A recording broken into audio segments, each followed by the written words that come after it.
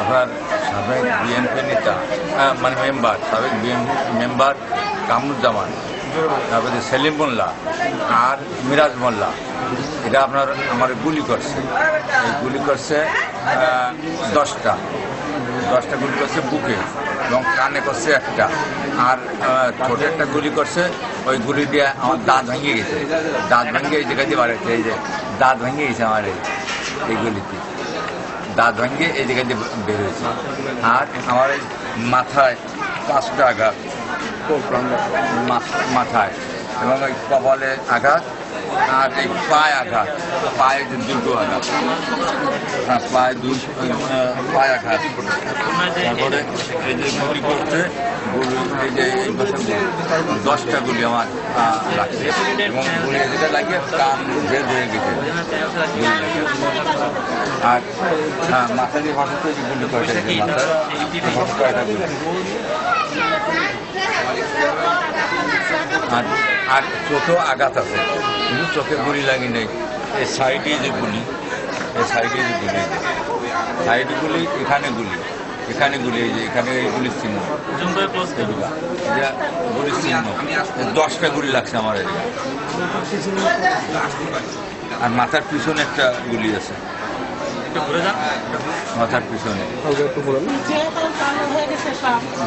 মাথার পিছনে মাথা না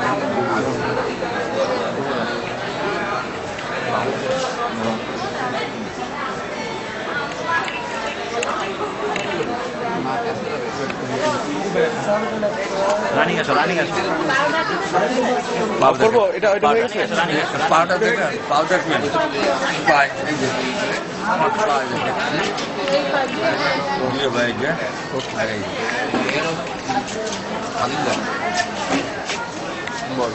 সাবেক বিএনপি নেতা কামরুল মোল্লা, তার ভাই সেলিম মোল্লা, মিরাজ, এরা সন্ত্রাস এগে দল বল নিয়ে আমাদেরকে গুলি করছে, এলোপাতাড়িভাবে গুলি মারধর করছে, গুলি করছে, আর ঘরবাড়ি ভাঙচুর করছে। আর এই গুলি করছে সর্বমোট আমাদের 16টা। একটা এই যে এই যে এই যে এই যে এই যে এই যে হাতে, এই হাতে, তারপরে এইখানে পায়,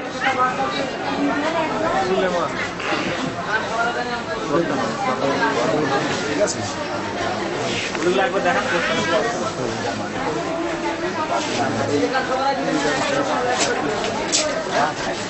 আপনি হাত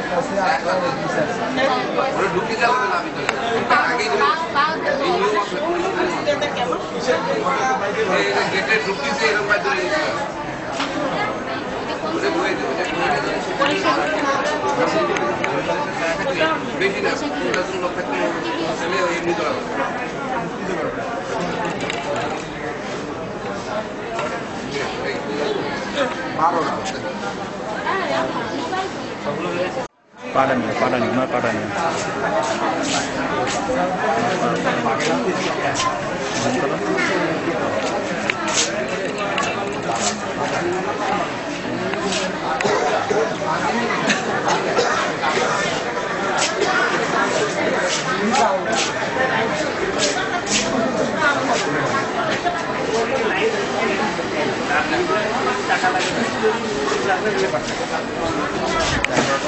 স্টপ করে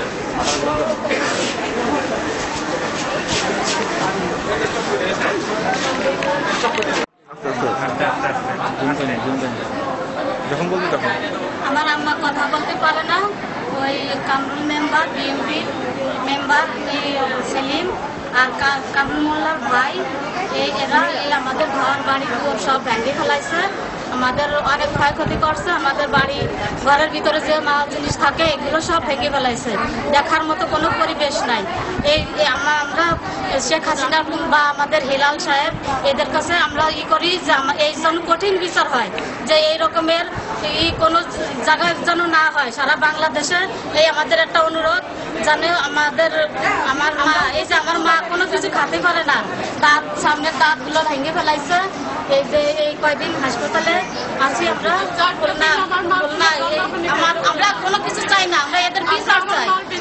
এই যে বিএনপির নেতা সেলিম আর কামরুলের ভাই এগুলো করছে, এর বিচার চাই। আর